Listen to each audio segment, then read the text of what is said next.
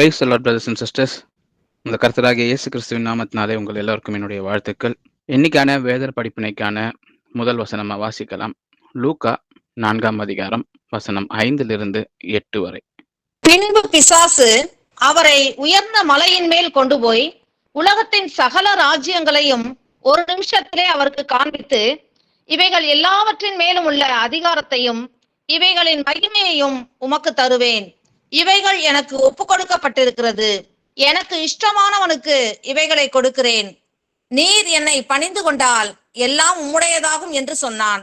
இயேசு அவனுக்கு பிரதியுத்தரமாக, எனக்கு பின்னாக போ சாத்தானே, உன் தேவனாகிய கர்த்தரை பணிந்து கொண்டு அவர் ஒருவருக்கே ஆராதனை செய்வாயாக என்று எழுதியிருக்கிறதே என்றார். ஆமேன், ஆமேன். ஸோ இந்த வசனம் நம்ம லூக்கா 4ஆம் அதிகாரம் வசனம் 5-8 வரை நம்ம வாசிக்க கேட்டோம். இதே ஒத்த வசனம் வந்துட்டு மத்தேயு 4ஆம் அதிகாரம் வசனம் 8-11 வரைக்கும் வாசித்து பார்த்தீங்கன்னாலும் இதே விஷயம் இருக்கும். அதில் வந்துட்டு மத்தேயுல சொல்லப்படும் பொழுது, பிசாசானவன் அவரை மிகவும் உயர்ந்த மலையின் மேல் கொண்டு போய் உலகத்தின் சகல ராஜ்யங்களையும் அவைகளின் மகிமையையும் அவருக்கு காண்பித்து, நீர் சாஷ்டாங்கமாய் விழுந்து என்னை பணிந்து கொண்டால் இவைகளை எல்லாம் உமக்கு தருவேன் என்று சொன்னான் அப்படின்னு சொல்லப்பட்டிருக்கு. ஸோ இந்த ஒரு சோதனை தேவனுக்கு வந்துட்டு ஏற்பட்ட அந்த சோதனை நமக்கு தெரியும் இல்லைங்களா? ஸோ வந்துட்டு இந்த சோதனையில வந்துட்டு தேவன் வந்துட்டு வெற்றி சிறக்கிறாரு. ஆனால் இந்த சோதனையோடைய ஒரு ஒரு ஆழத்தை நம்ம வந்துட்டு ஆராய்ஞ்சு பார்த்தோம்னா, சத்துருவானவன் வந்துட்டு தேவன் மனிதனா பிறந்திருக்கும் பொழுது அவரை சோதிக்கும் வண்ணமாக பல விஷயங்களை அவன் செய்து கொண்டு வரான். அதுல ஒரு கேள்வியா தான் இந்த கேள்வி இருக்கு. இந்த கேள்வியை வந்துட்டு நாங்க பார்த்தீங்கன்னா, எல்லா அதிகாரமும் எனக்கு கொடுக்கப்பட்டிருக்கிறது அப்படின்னு சொல்லி அவன் சொல்றான். எல்லாவற்றிலும் மேலுள்ள அதிகாரத்தை இவைகளின் மகிமையும் வந்துட்டு இந்த உலகத்துல இருக்க சகல ராஜ்யங்களையும் ஒரு நிமிஷத்துல அவருக்கு காண்பித்தவன் சொல்றான். இவைகளின் மகிமையும் உமக்கு தருவேன். இவைகள் எனக்கு ஒப்பு கொடுக்கப்பட்டிருக்கிறது. எனக்கு இஷ்டமானவனுக்கு இவைகளை கொடுக்கிறேன் அப்படின்னு சொல்லி நம்ம லூக்கால வசனம் வாசிக்கிறோம். அப்போ இந்த மாதிரியான ஒரு ஆஃபரை அவன் தேவன் கிட்ட வைக்கும் பொழுது தேவன் வந்துட்டு அவனை விரட்டினாருன்னு சொல்லி பார்க்கிறோம். என்னை விட்டு நீ விலகி போ, அப்பாலே போன்னு சொல்லிட்டு அவர் சொல்றாரு. அவரு உன் தேவனாகிய கர்த்தரை பணிந்து கொண்டு அவர் ஒருவருக்கே ஆராதனை செய்வாயாக என்று எழுதியிருக்கிறது அப்படின்னு சொல்லி பார்க்கிறோம். அதே தான் வந்துட்டு மத்தேயுவிலும் இருக்கும். தேவனாகிய கர்த்தரை பணிந்து கொண்டு அவர் ஒருவருக்கே ஆராதனை செய்வாயாக என்று எழுதியிருக்கிறது அப்படின்னு சொல்லி அவர் சொல்றாரு. அப்போ இப்படிதான் வந்துட்டு அந்த ஆஃபரை வந்துட்டு தேவன் வந்துட்டு ஹேண்டில் பண்றாரு இல்லைங்களா? அப்போ இன்னைக்கு தேதியில நமக்கும் கூட இந்த மாதிரியான நிறைய ஆஃபர்ஸை, நிறைய சோதனையை பிசாசானவன் கொண்டு வருகிறான். அது எல்லாமே இந்த உலகத்துக்குரிய விஷயங்களா இருக்கு. இப்போ நம்ம யோவான் 8ஆம் அதிகாரம் 44ஆம் வசனத்துல நம்ம வாசிச்சு பார்த்தோம்னா, அவன் பொய்யனும் பொய்க்கு பிதாவுமாய் இருக்கிறபடியால் அவன் பொய் பேசும்போது தன் சொந்தத்திலிருந்து எடுத்து பேசுகிறான்னு வந்துட்டு கர்த்தர் சொல்லுவார்.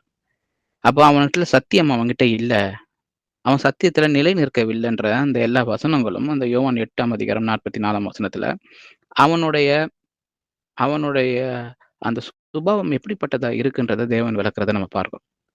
அப்ப அவன்கிட்ட சத்தியம் இல்லை, அவன் பேசுறது எல்லாமே பொய்யா இருக்குது, அவன் வந்துட்டு பொய்க்கு பிதாவா இருக்கிறான் அப்படின்னு சொல்லி தேவன் சொல்றாரு. அதே போல யோவான் 14ஆம் அதிகாரம் 30ஆம் வசனம் வாசிச்சு பார்த்தீங்கன்னா, இனி நான் உங்களுடனே அதிகமாய் பேசுவதில்லை, இந்த உலகத்தின் அதிபதி வருகிறான், அவனுக்கு என்னிடத்தில் ஒன்றும் இல்லை அப்படின்னு சொல்லி ஏசப்பா சொல்லுவார். அப்ப இந்த இந்த இடத்துலயும் பார்த்தீங்கன்னா, ஒரு இடத்துல அவனுடைய சுபாவம் எப்படி இருக்குன்னு சொல்றாரு, இன்னொரு இடத்துல அவன் உலகத்தின் அதிபதியா தான் இருக்கிறான் அப்படின்றதையும் சொல்றாரு. இன்னைக்கு நாம வாழுற உலகத்தின் அதிபதியா அவன் இருக்கிறான். அதற்கு காரணம் அநேக பேர் அவனை அதிபதியா எடுத்துக்கொண்டு அவன் பேசுகிற பொய்ய ஏற்றுக்கொண்டு அந்த பொய்யை வந்துட்டு பின்பற்றுகிற தோட்டு அவன் இந்த உலகத்துக்கு அதிபதியா இருக்கிறான். தேவன் வந்துட்டு முழுமையா இந்த உலகத்தை பாவத்திலிருந்து மீட்டுட்டாருன்றது உண்மை. அவர் ரத்தத்தால மீண்டுமாய் விலை கொடுத்து வாங்கியிருக்கிறாருன்றது உண்மை. அது கிறிஸ்துவுக்குள்ள இருக்கிறவங்க எல்லாருக்குமே அது தெரிந்த விஷயமா இருக்கு. இன்னும் அநேக பேர் கிறிஸ்துவுக்குள்ள வராதவங்க இருக்கிறாங்க. அவங்களுக்கு எல்லாருக்குமே வந்துட்டு தெரிவதில்லை. அவங்க இன்னமும் பிசாசானவனை அதிபதியா வைத்துக்கொண்டு அவனுடைய இந்த பல்வேறு அந்த பொய்களுக்கு அடிமையா இருக்கிறாங்க. அவன் இந்த உலகத்துக்குரிய விஷயங்களை எடுத்துக்கொண்டு வந்ததுதான் நம்ம கிட்ட கொடுத்து அதை வந்துட்டு காமிச்சு நம்மளை வந்துட்டு ஏமாற்றுகிறான் அப்படின்னு சொல்லி நம்ம பார்க்கிறோம். அநேக நேரம் நம்மளும் கூட இந்த உலக காரியங்கள்னு வரும்பொழுது அவன் தான் அதுக்கு அதிபதியா இருக்கிறான். அவன் வந்துட்டு பொய்க்கு பிதாவா இருக்கிற ஒரு பொய்யனா இருக்கிறான். அவன் வந்துட்டு இந்த சந்தோஷத்தை தரான், இந்த இதை தரான்னு சொல்லி பல்வேறு விஷயங்களை காமிச்சு நம்மளை திசை திருப்ப முடியும் அவனால அப்படின்றத சமயத்தை நம்ம மறந்துடுவோம். ஏன்னா அந்த உலகத்துக்குரிய விஷயங்களை நம்ம பார்க்கும்பொழுது அப்போ நாம வாழும் இந்த உலகத்துல நம்ம கண்கள் காணக்கூடியவற்றை மட்டும்தான் நம்மளால பார்க்கறதுக்கு நம்ம பயிற்சி அளிக்கப்பட்டிருக்கிறோம் எல்லாருமே. நம்மளால வந்துட்டு ஒரு விஷயத்த பார்க்கணும், சில விஷயங்கள நம்மளால தொடணும், சில விஷயங்கள நம்மளால அளவிட முடியணும், அது சில விஷயங்கள எண்ண முடியணும். அப்படின்னு இந்த எல்லா விஷயங்களும் இருக்கும்பொழுது மட்டும்தான் அதுல தான் நம்மளுடைய ஆர்வமும், ஈர்ப்பும் எப்பொழுதுமே இருக்கும். ஏன்னா நமக்கு கண்கள் இருக்கு. எல்லாமே வந்துட்டு இந்த மாம்சத்துக்கு அத உணர முடியறதும், தொட முடியறதும், அத பார்க்க முடியறதும், அத அளவிட முடியறதுன்ற மாரி இருக்கிற விஷயங்கள் தான் இந்த உலகத்துக்குரிய விஷயங்களா இருக்கு. இதுக்கு மாம்சம் தேவை. மாம்சம் இல்லாம இப்ப நான் சொன்ன இந்த விஷயங்கள் எதையுமே வந்து நம்மளால அனுபவித்து பார்க்க முடியாது. ஒரு மனிதன் இறந்த பின்பு அவனால இத எதையுமே செய்ய முடியாது. அதேபோல இந்த உலகத்துல எப்பொழுதுமே அந்த உடனடியா நமக்கு வந்துட்டு ஒவ்வொன்னும் கிடைக்கணும். எல்லாத்துலயும் நமக்கு வந்துட்டு ஒரு அ உடனடி முடிவுகள் நமக்கு தெரியணும். விரைவான வெகுமதிகள் நமக்கு உடனே கிடைக்கணும். இன்ஸ்டன்ட் கிராட்டிஃபிகேஷன் அப்படின்னு சொல்லி ஆங்கிலத்தில சொல்றாங்க. இல்லைங்களா? உடனே நமக்கு ரிசல்ட் வரணும். இத செஞ்ச உடனே சரியாயிரணும். இத படிச்ச உடனே நமக்கு வந்துட்டு வேலை கிடைச்சிரணும். அந்த மாரி இன்னும் வந்துட்டு உலகம் நாட்கள் போக, போக அந்த இன்ஸ்டன்ட் கிராட்டிஃபிகேஷன்றது வந்துட்டு வளர்ந்துகிட்டே தான் இருக்குன்றத நம்ம பார்க்கிறோம். நமக்கு அது உடனுடனே கிடைச்சிரணும். அதுக்காக எல்லாமே விரைவா நமக்கு நடக்கணும். அது சரியான நேரத்துல நடக்குதா? சரியான நேரத்துல வந்து சேர்ந்தா நம்மகிட்ட அதுவரைக்கும் நம்ம காத்திருக்க தயாரா இருக்கிறோமா? அப்படின்ற இந்த எல்லா விஷயங்களையும் நம்ம பார்க்கிறதில்ல. எது உடனே கிடைக்கும்? எது குயிக்கா கிடைக்கும்? அத நோக்கி போற ஒரு உலகமா தான் இருக்கு. இந்த உலகத்தோட சேர்ந்து நம்மளும் சுழன்றுகிட்டு தான் இருக்கிறோம். ஆனா, கடவுளுடைய ராஜ்யத்த நம்ம எடுத்து பார்த்தோம்னா, அது முற்றிலும் இதுக்கு நேர் விரோதமாக மாறுபட்டதா வந்துட்டு இருக்குது அப்படின்னு சொல்லி நம்ம பார்க்க முடியும். அது வந்துட்டு அதோடைய சட்டமே, அதோடைய பிரமாணமே இந்த உலகத்துக்கு ஆன பிரமாணத்துக்கு நேர் எதிராக இருக்குது. கண்ணுக்கு தெரியாதவற்றில தான் அந்த சட்டமே இயங்குறதா இருக்கு. இல்லைங்களா? அந்த ராஜ்யத்த நம்மளால பார்க்க முடியாது. இந்த மாம்சத்தை கொண்டு எதெல்லாம் நம்ம உலகத்துல செய்ய முடியுமோ, அதெல்லாம் செய்ய முடியாத வண்ணமா தான் தேவனுடைய ராஜ்யமும், அவருடைய வல்லமைகளும், அவருடைய பொக்கிஷங்களும் அப்படிப்பட்டவைகளா தான் இருக்குது. இதை எல்லாத்தையுமே நம்ம விசுவாசத்தின் மூலியமா தான் பார்க்கணும். விசுவாசத்தின் மூலியமா தான் பார்க்க முடியும். அப்போ யாருக்கு எவ்வளவு விசுவாசத்துல வளர்ந்திருக்கிறாங்களோ, அதற்கு தகுந்த மாரி அந்த ராஜ்யம் வெளிப்படுது. அந்த கண்களுக்கு அவருடைய அந்த ராஜ்யம் தெரியுது. அவங்களால வந்துட்டு அந்த உண்மைகள், அவங்களுக்கு வந்துட்டு வெளிப்படுகிற சத்தியங்கள் எல்லாமே வந்துட்டு டிஃபரெண்ட்டா இருக்கு. ஏன்னா, இந்த விசுவாசம்ன்றத வைத்து தான் நம்ம வந்துட்டு எல்லாத்தையுமே பார்க்க முடியும் அப்படின்னு நம்ம சொல்றோம். அப்போ உங்க வாழ்க்கையில மிகப்பெரிய பொக்கிஷங்கள் நம்ம கஷ்டப்பட்டு குருவி சேர்க்கிறது போல சேர்க்கிறது நம்மளோட வங்கி கணக்குங்கள்ல தான் இருக்கு இல்லைங்களா? பேங்க் அக்கவுண்ட்ல இருக்கு. அப்படின்னு நம்ம நெனைக்கிறோம். ஆனா, மிகப்பெரிய பொக்கிஷங்கள் நம்மளோட பேங்க் அக்கவுண்ட்ல தான் இருக்கா? அப்படின்னு நம்ம நிதானித்து பார்க்கணும். ஏன்னா, வேதாகமத்த பொறுத்தவரைக்கும், தேவன பொறுத்தவரைக்கும் மிகப்பெரிய பொக்கிஷங்கள் நம்மளுடைய விசுவாச கணக்கு. நம்மளுடைய ஃபெய்த் அக்கவுண்ட்ன்னு சொல்லப்படுற அந்த அக்கவுண்ட் பரலோகத்துல இருக்கிற அந்த அக்கவுண்ட்ல தான் இருக்குன்றது தான் உண்மை. அந்த அக்கவுண்ட்ட நம்ம இங்க இருக்கிற பேங்க் அக்கவுண்ட் மாரி ஓப்பன் பண்ணி பார்க்க முடியாது. அனுதினமும் அது எவ்வளோ வளருது, எவ்வளோ குறையுதுன்றது நமக்கு தெரியாது. அப்படின்ற இருக்க பட்சத்துல, அது காணக்கூடாததா இருக்கு. ஆனா, அங்க தான் உண்மையான பொக்கிஷங்கள் இருக்கு. இல்லைங்களா? அப்போ நம்மளுடைய கீழ்ப்படிதலுக்கு நம்ம இன்னைக்கு கீழ்ப்படிகிறோம். தேவனுடைய வார்த்தைகளுக்கு கீழ்ப்படிகிறோம். அந்த கீழ்ப்படிதற்கான பிரதிபலன் கூட, அதோடைய வெகுமதி கூட இம்மையில இருக்காது. அது நித்தியத்துல மட்டும் தான் காணப்படும். அப்படின்ற உண்மை நமக்கு தெரியும். இதெல்லாம் நம்ம வந்துட்டு ஆனாலும் இந்த காலத்துல நம்ம அத தாண்டி போகும்பொழுது, அதுக்காக காத்திருக்கிறதற்கு நம்ம தயங்குகிற பிள்ளைங்களா இருக்கிறோம். நான் கீழ்ப்படிஞ்சேன். தேவனுடைய வார்த்தைகள ஏத்துக்கொண்டு நான் என்னோட வாழ்க்கையில நடத்தினேன். ஆனா, எனக்கு இம்மீடியட்டா ரிசல்ட் இல்லையே! நான் நெனச்சது நடக்கலையே! அப்படின்ற எண்ணங்கள் நம்மள அலைகள போல வந்துட்டு நம்ம மேல மோதுறத நம்ம பார்க்கிறோம். ஏன்னா, இந்த உலகம் நமக்கு எந்த மாரியான விதத்த காமிச்சு குடுத்துருக்கோ, அந்த விதத்தில தான் நம்மளோட பரலோக ராஜ்யத்தையும் நம்ம பார்க்கிறோம் அநேக நேரத்தில. அப்பதான் நமக்கு அந்த சோர்வும் வருது. நான் இத எதிர்பார்த்து தான் வந்தேன் தேவன்கிட்ட. இதெல்லாம் வந்துட்டு ப்ராமிஸ் பண்ணியிருக்கிறாரு. அந்த ப்ராமிஸ்லாம் நிறைவேறும்னு சொல்லி சொன்னாங்க. நான் வந்தேன். ஆனா, எனக்கு இன்னும் எதுவும் நடக்கலையே! நான் இன்னும் வந்து இவ்வளோ நாள் ஆகுது. நான் இன்னும் அதுக்காக காத்துக்கிட்டு இருக்கணுமா? அப்படின்ற இந்த எண்ணங்கள நமக்குள்ள தூண்டி விடுறது பிசாசானவனா தான் இருக்கிறான். ஏன்னா, அவன் தான் வந்துட்டு முதல்ல ஆதாம், ஏவாள் கிட்ட பேசும்பொழுது, "நீங்கள் உங்களுக்கே வந்துட்டு தெய்வங்களா இருக்கலாம்" அப்படின்னு சொல்லி, அவங்கள வந்துட்டு அங்க தூண்டினான் இல்லைங்களா? அப்போ தேவன சார்ந்து இல்லாம இருக்கிறதுக்கான எல்லா வழிவகைகளையும் ஆரம்ப காலத்துல இருந்து இன்னைக்கு இந்த இருக்கிற உலகம் இருக்கிற வரைக்கும், அவன் அத நல்லா செஞ்சு வச்சிருக்கிறான்றத பார்க்கிறோம். அப்ப எப்பப்பலாம் நம்ம தேவன சார நாம நெனைக்கிறோமோ, அங்கெல்லாம் வந்துட்டு அவனுடைய வேலைகள அவன் வந்து செய்றத நம்ம பார்க்கிறோம். அப்ப நம்மள சோர்வடைய வைக்கிறதுக்கான இந்த வழிவகைகள அவன் செய்யும் பொழுது, நாம இந்த சத்தியத்துல தெளிவுள்ளவர்களா இருக்கும் பட்சத்துல இதெல்லாம் கண்களுக்கு தெரியறதா இல்ல. விசுவாசம் ஒரு மனிதனுக்கு எவ்வளவு இருக்குன்றத ஒரு ஒரு மனிதன்கிட்ட நம்ம பேசும்பொழுது தெரிகிறது இல்ல. அவர் வந்துட்டு வசனத்தை கொண்டு பேச அந்த கிரியைகள் எல்லாம் ஓரளவுக்காவது அது வெளிப்படுது. இந்த அளவுக்கு அவங்க விசுவாசத்துல இருக்கிறாங்க அப்படின்னு சொல்லிட்டு. இல்லன்னா முக்காவாசி நேரம் பார்த்தீங்கன்னா, அந்த மாம்ச வழியிலான பேச்சுக்கள் தான் இருக்கும் அப்படின்னு நமக்கு தெரியும். ஸோ எக்ஸாக்ட்லி எவ்வளோன்னு மெஷர் பண்ண முடியாத ஒரு விஷயமா இருக்கு தேவனுடைய ராஜ்யமும் சரி, அதுல இருக்க பொக்கிஷங்களும் சரி. அப்போ உண்மையான பலன், அதற்கான அளவுகோல், அப்ப நம்ம இந்த உலகத்துல நமக்கு எப்படி கிடைக்கும்னா, மனிதர்கள் ஒருத்தர ஒருத்தர பாராட்டுறது மூலியமா கிடைக்கும். யாராவது நம்ம ஒரு காரியம் செய்ததுக்காக நம்மள பாராட்டுனாங்கன்னா, அது வந்துட்டு ஒரு அளவுகோல். ஓகே நம்ம செய்தது சரின்னு சொல்லி சொல்றாங்கன்னு சொல்லிட்டு. ஆனா, தேவனுக்கு கீழ்ப்படிஞ்சு, நம்ம வந்துட்டு ஒவ்வொரு வார்த்தைக்கும் அனுசரித்து, அதற்போல நம்ம நடக்க முயற்சி செய்யும்பொழுது, நமக்கு பாராட்டுகள் கிடைப்பது இல்ல. நம்ம இந்த உலகத்துல எதிர்பார்க்கிற மாரி மனிதர்கள் ஒருத்தர் ஒருத்தரை பாராட்டுறது கிடையாது. நம்ம நல்லபடியா செய்றோன்றதுக்காக. ஆனா, அதற்கு மாறாக தேவன் வரும்பொழுது, அவரு பரலோகத்துல பதிவு செய்து வைத்திருக்கிற அந்த ஜீவ புஸ்தகம், அந்த ஜீவ புஸ்தகத்துல எல்லா விஷயங்களும் எழுதப்பட்டதா இருக்குது. அது எல்லாருமே வந்துட்டு அதுக்கு கணக்கு கொடுக்க வேண்டியவர்கள் நாம இருக்கிறோன்றத, நம்ம மீண்டும் மீண்டுமாய் நமக்கு நினைவில் கொள்ள வேணும். அப்ப இன்னைக்கான வேத படிப்பினை டாபிக் வந்துட்டு, "இனி வரும் பலன் மேல் நோக்கமாய் இருந்து" அப்படின்னு சொல்லி பார்க்கிறோம். அப்போ நமக்கான பலன் இனிமேல் தான் வரும். அது இந்த உலகத்துல இல்ல, இனி வரும் உலகத்துல தான் வரும். அது அந்த ராஜ்யம், தேவனுடைய ராஜ்யத்துல தான் நமக்கு கிடைக்கும் அப்படின்ற அந்த விஷயத்த முன்னிறுத்தி தான் நம்ம இன்னைக்கான வேத படிப்பினைய பார்க்கிறோம். அது இங்கிலீஷ்ல சொல்லணும்னா, living for the unseen promises of God. அப்ப இதெல்லாம் நம்ம இந்த வாக்குத்தத்தங்கள் மட்டும் தான் நமக்கு கொடுக்கப்பட்டிருக்கு. அந்த வாக்குத்தத்தங்களின் நிறைவேற்றம் நம்ம காலத்துல நடக்கலாம், நடக்காம போகலாம். அப்ப தேவனுடைய 2ஆம் வருகைய நம்மில் வர பேர் பார்க்க முடியும். அவர் வந்துட்டு அவருக்கு அது இதுவா இருந்தா. இல்லன்னா, நம்ம வந்து அதுக்கு முன்பாக இறக்கிறவர்களா இருந்தா, நம்மளால வருகைய பார்க்க முடியாது. இருந்தாலுமே கூட தேவனுடைய வருகை உண்டு அப்படின்னு நம்ம விசுவசிக்கிறவர்களா தான் இருக்கிறோம் இல்லைங்களா? அதே போல தான். எல்லா விஷயங்களும் கண்களால் பார்க்க முடியாததா இருக்கு. ஆனா, தேவனுடைய வாக்குறுதி நமக்கு கொடுக்கப்பட்டிருக்கு. அப்ப அந்த வாக்குறுதிக்கு ஏற்ற வகையில நம்ம நடக்க வேண்டியவங்களா இருக்கிறோம். அப்படி நம்ம நடக்கும் பட்சத்துல, நமக்கு தேவையான விஷயங்கள் ஒரு ஒரு சயின்ஸோ, ஒரு அடையாளங்களோ உடனே வந்துட்டு இந்த உலகத்துல கிடைக்கணுன்ற அவசியம் இல்ல. அப்ப ஒரு ஒரு உதாரணமா இத எப்படி சொல்றதுன்னா, ஒரு ஊழியக்காரர் வந்துட்டு ஊழியம் செய்றதற்காக பல ஊர்களுக்கு போயிட்டு, ஊழியத்த பார்த்துட்டு, தேவனுக்கான வார்த்தைகள, சுவிசேஷத்த எங்கெங்கெல்லாம் போய் அறிவிக்க முடியுமோ அறிவிச்சுட்டு, அவர் வந்துட்டு திரும்பி அவருடைய வீடு நோக்கி வராரு. மீண்டுமா அவர் வீட்டுக்கு வந்து, அவர் பல காரியங்கள அவர் செய்து முடிச்சிருக்காரு. அவர் திருப்தியா ஃபீல் பண்றாரு. தேவனுக்கான இந்த ஓட்டத்தை நான் ஓடியிருக்கிறேன்னு சொல்லிட்டு. அப்ப வீட்டுக்கு வந்ததுக்கு அப்புறம், ஒரு பெரிய விருந்து ஒண்ணு வைக்கப்பட்டிருக்குது. அவர் வந்த உடனே அந்த விருந்த பார்த்துட்டு, நம்ம சரியா செய்த இந்த வேலைக்கான விருந்தா இருக்கு, அப்படின்னு ஒரு எதிர்பார்த்து அவர் நடக்கும்பொழுது, அது வந்துட்டு வேற ஒரு காரியத்துக்கான விருந்தா அத அரேஞ்ச் பண்ணி வச்சிருக்காங்கன்றத பார்க்குறாரு. பார்த்தோனே அவருக்கு மனசோர்வு வருது. நம்ம எவ்வளோ விஷயங்கள தேவனுக்காக செய்திருக்கிறோம். ஆனா செய்ததுக்கு அப்புறம் கூட நமக்கு இந்த மாரி ஒரு ரிசப்ஷன் கிடைக்கலையே! நமக்கு அ தேவனுக்காக செய்த வேலைக்கான கூலி இங்க கிடைக்கலையே! அப்படின்னு வந்துட்டு மனசுல நம்ம வருத்தப்படுறவங்களா இருந்தா, தேவன் சொல்றாரு, "நீ இன்னும் வீட்டிற்கு வரவில்லப்பா" அப்படின்னு சொல்லி.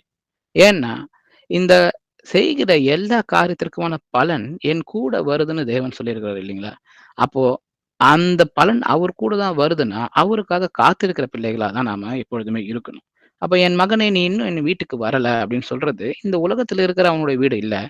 தேவனுடைய அந்த வீட்டிற்கு அவன் போகும்போது மட்டும் தான், அந்த ஊழியத்திற்கான பலன் அவனுக்கு கிடைக்கிறதா இருக்கு அப்படின்னு சொல்லி பார்க்கிறோம்.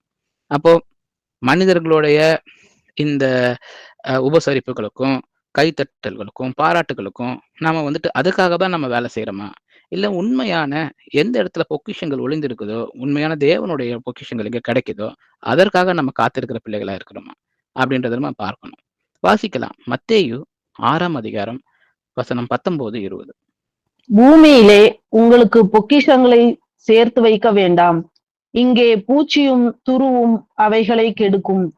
இங்கே திருடரும் கன்னமிட்டு திருடுவார்கள். பரலோகத்திலே உங்களுக்கு பொக்கிஷங்களை சேர்த்து வையுங்கள். அங்கே பூச்சியாவது துருவாவது கெடுக்கிறதும் இல்லை. அங்கே திருடர் கன்னமிட்டு திருடுகிறதும் இல்லை. ஆமென். ஆமென். அப்போ தெளிவா தேவன் சொல்றாரு இல்லைங்களா? உங்களுக்கான பொக்கிஷங்கள பூமியில சேர்த்து வைக்க வேணாம். ஏன்னா, பூமியே ஒரு அழிவுக்குரியதா இருக்கு. அதற்கான காலகட்டங்கள் ஆரம்பிச்சு, அதற்கான காலகட்டத்தில அது முடிவடைந்து விடுகிறதா இருக்கு. அப்போ உலகமே வந்துட்டு இந்த பூமியே வந்துட்டு புதிதாக ஆக்கப்பட போகிறது. பழையவைகள் ஒழிந்து போகப் போகிறது அப்படின்ற விஷயத்துல இருக்கும் பட்சத்துல, உங்களுடைய பொக்கிஷங்களை நீங்கள் பூமியில சேர்த்து வைக்க வேண்டாம் அப்படின்னு சொல்றோம். ஏன்னா நம்ம உலகத்துல இந்த பூமியில நம்ம சேர்த்து வைக்கிற பொக்கிஷங்கள் நம்மளுடைய மாம்சத்திற்கு மட்டும் தான் அது பயன்படுவதா இருக்கும். ஆனா நம்மளுடைய ஆன்மா என்றென்றைக்கும் தேவனோடு சேர்ந்து வாழப் போகிறதா இருக்கும் பட்சத்துல, நம்மளோட பொக்கிஷங்கள் இந்த பூமியில சேர்த்து வைத்து எந்த விதமான பிரயோஜனமும் இல்ல. ஏன்னா அது கண்களுக்கு தெரியறதா இருக்கு. பூச்சிகளும், துருவும் வந்துட்டு அதை கெடுக்கக்கூடிய வகையில தான் அந்த இங்க இருக்கிற பொக்கிஷங்கள் இருக்கு. கண்களுக்கு தெரியற பட்சத்துல திருடர்கள் வந்து கன்னமிட்டு திருடுறதையும் நம்ம பார்க்கிறோம். ஆனா பரலோகத்தில் உங்கள் பொக்கிஷங்களை சேர்த்து வைங்கள்ன்னு தேவன் 20ஆம் வசனத்துல சொல்றாரு. அங்க இந்த பூச்சிக்கும் சரி, திருடர்களுக்கும் சரி எந்த விதமான வேலையும் இல்ல. ஏன்னா, அங்க வந்து திருடுவாரும் இல்ல. அங்க இருந்து யாரும் கண்ணுக்கும் அது தெரியறதும் இல்ல அப்படின்னு சொல்லி பார்க்கிறோம். ஏன் நமக்கே நான் சொன்னது போல அந்த ஒரு பேங்க் அக்கவுண்ட் போல ஒரு ஃபெய்த் அக்கவுண்ட் இருந்துச்சுன்னா, அந்த ஃபெய்த் நம்ம எவ்வளோ சேர்த்து வைத்திருக்கிறோம் அப்படின்ற அந்த விஷயங்கள் எல்லாம் நம்மளால இன்னைக்கு பார்க்க முடியாது. அது விசுவாசத்தின் மூலியமா தான் நம்ம வந்துட்டு அறிந்து கொள்ள முடியும். இல்ல ஒரு ஒரு கிரியையில அது வெளிப்படும் வகையில இருக்கிறது. அப்போ ஒரு பொக்கிஷம் இருக்குது. நமக்கும் வந்துட்டு ஜீவ கிரீடம் இருக்குது. ஆனா அது பார்வைக்கு, கண்ணுக்கு தெரியறது போல இல்ல. அது விசுவாசத்தின் மூலியமாக மகிழ்ச்சியோட இருக்கிற எல்லாருக்கும், காத்திருக்கிறவங்களுக்கு அது வந்துட்டு உரியதா இருக்கு. ஆனா இன்னைக்கு நம்மளுடைய உலகம், இன்னைக்கு வாழுங்க. இன்னைக்கு வாழுங்கன்னு சொல்லி தான் எல்லாரையும் எஸ்பெஷலி யங்ஸ்டர்ஸ் எல்லாரையும் அது ஊக்குவிக்கிற வண்ணமா இருக்கு. Live for today. நாளைக்கு வந்துட்டு நாளைக்கு பார்த்துக்கலாம். இன்னைக்கு நீங்க சந்தோஷமா இருங்கன்னு தான் நம்ம உலகம் சொல்லிக் குடுக்குது. ஆனா, நம்மளுடைய வேதாகமம் அப்படியே ஆப்போசிட்டா, நீங்க நித்தியத்திற்காக வாழுங்கள் அப்படின்னு சொல்லி நமக்கு சொல்லப்படுது. ஏன்னா, இது அழிந்து போகக்கூடியதா இருக்கு. ஒரு முடிவுக்கு வரப்போறதா இருக்கு. ஆனா, நித்தியமான வாழ்க்கைக்கு வாழ்வதற்கான அழைப்பா தான் நம்ம வேதாகமம் நம்மள அழைக்குது. இல்லைங்களா? அப்போ உலகம் கண்டு தான் விசுவசிப்பேன் அப்படின்ற ஒரு எண்ணத்துக்குள்ள இருக்கு. அப்போ அநேக இடத்துல நம்ம போய் கர்த்தர வந்து நம்ம பேசும்பொழுதும், அறிவிக்கும் பொழுதும், எங்களால காண முடியல. நாங்க கண்டு தான் நாங்க விசுவசிப்போம் அப்படின்னு சொல்றவங்கள நம்ம அநேக விஷயத்துல நம்ம கேட்டுருக்கிறோம். அப்போ ஆனா தேவன் அதை எப்படி வைத்திருக்கிறார்ன்னா, காணாமல் என்னை விசுவசிப்பவர்கள் பாக்கியவான் அப்படின்னு சொல்லி அவர் தேவன் சொல்றார். அவருடைய எதிர்பார்ப்பு என்ன நீங்க பார்க்க முடியாவிட்டாலும், நான் பேசுறத மாம்சத்தமா இருக்கிறவங்களோட காதுகள்ல கேட்க முடியாட்டாலும், நீங்க ஆவியிலும் ஜீவனிலும் வந்துட்டு எனக்குள்ள நீங்க வந்து இருக்கும் பொழுது, நான் உங்களுக்குள்ள இருக்கும் பொழுது, அந்த கனெக்ஷன் இருக்கும். அன்றைக்கு நீங்க என்னுடைய வசனத்த கேட்க முடியும் அப்படின்னு வந்து தேவன் அதை எதிர்பார்க்கிறதா இருக்கிறாரு. அப்போ ஆவி கூட மட்டும் தான் அவர் எப்பொழுதுமே இன்டராக்ட் பண்ணணும்னு சொல்லி ஆசைப்படுறாரு. அப்போ கடவுளை பிரியப்படுத்துறதுக்கு ஒவ்வொரு விசுவாசியும் அப்போ ஆவிக்குரிய அந்த வேண்டுதல்களும், ஆவிக்குரிய விஷயத்திற்கான தேடுதல்களும், அதற்குரிய பொக்கிஷங்களை மட்டுமே நம்ம சேர்த்து வைக்கிறதுக்கு ஒவ்வொரு நாளும் முயற்சி செய்துகளா இருக்கணும். அப்படி இந்த வேதாகமத்துல பல பேர் வந்து அத செய்திருக்கிறாங்க. அதுல சில பேருடைய விஷயங்கள பத்தி நம்ம தெளிவா பார்க்கலாம்.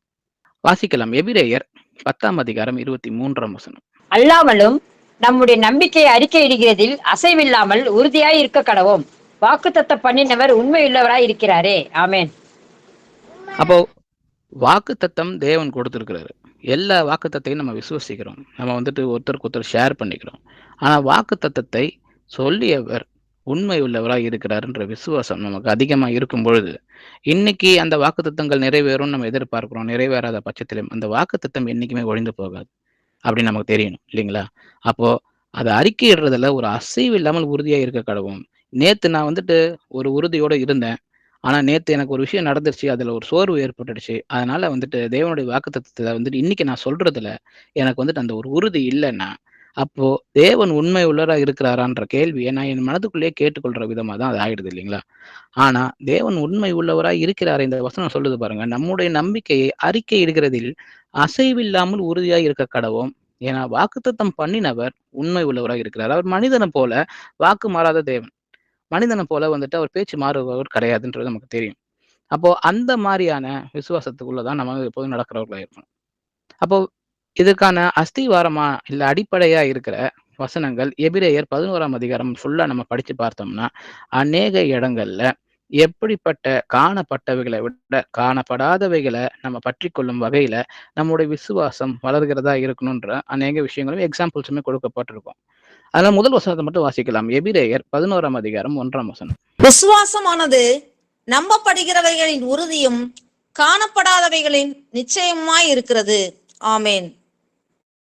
அப்ப விசுவாசம் வந்துட்டு வெறும் ஒரு கற்பனை இல்ல. இல்லைங்களா? இப்ப விசுவாசத்துக்கு வந்துட்டு இது இது வந்துட்டு பார்க்க முடியாம இருக்கிற தோட்டு, அது வந்துட்டு நம்ம கற்பனை பண்ணிக்கிறோம் அப்படின்ற மாரி ஒரு அர்த்தம் கிடையாது. அது எப்பொழுதுமே ஒரு உண்மையான ஒரு நம்பிக்கை. தேவன் மேல கொண்டு இருக்கிற நம்பிக்கை, அவருடைய வாக்குத்தத்தங்கள் மேல கொண்டு இருக்கிற நம்பிக்கை, இது எதுவுமே நம்ம கண்களால் காண முடியாததா இருக்குது. ஆனா காணப்படாதவைகளின் நிச்சயமா இருக்குதுன்னு சொல்லி நம்ம பார்க்கிறோம். இல்லைங்களா? இந்த வசனத்தை பொறுத்த வரைக்கும் அதை நான் பார்க்க முடியல, தேவனை என்னால பார்க்க முடியல, ஆனா அவர் உண்டென்றும் அப்படின்னு சொல்லி நம்ம வசனம் வாசிக்கிறோம் இல்லைங்களா? அவர் வந்துட்டு பார்க்காதவர் நம்ம வந்து அவர் விசுவசிக்கிறோம், அவர் உண்டுன்னு சொல்லி வாசிக்கிறோம். அவர் நமக்காக வந்து நமக்காக மரணத்தை நம்ம ருசி பார்த்துருக்கிறான்னு சொல்லி பார்க்கிறோம். அப்ப அந்த விசுவாசமானதோடு காணப்படாதவைகளின் நிச்சயமா இருக்கிறது.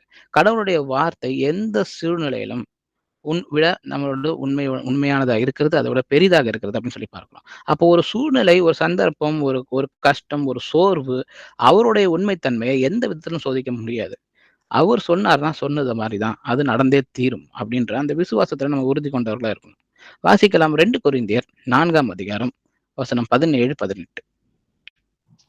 மேலும் காணப்படுகிறவைகளை அல்ல, காணப்படாதவைகளை நோக்கி இருக்கிற நமக்கு அதி சீக்கிரத்தில் நீங்கும் லேசான நம்முடைய உபத்திரவம் மிகவும் அதிகமான நித்திய கனமகிமையை உண்டாக்குகிறது. ஏனெனில் காணப்படுகிறவைகள் அநித்தியமானவைகள், காணப்படாதவைகளோ நித்தியமானவைகள். ஆமென்.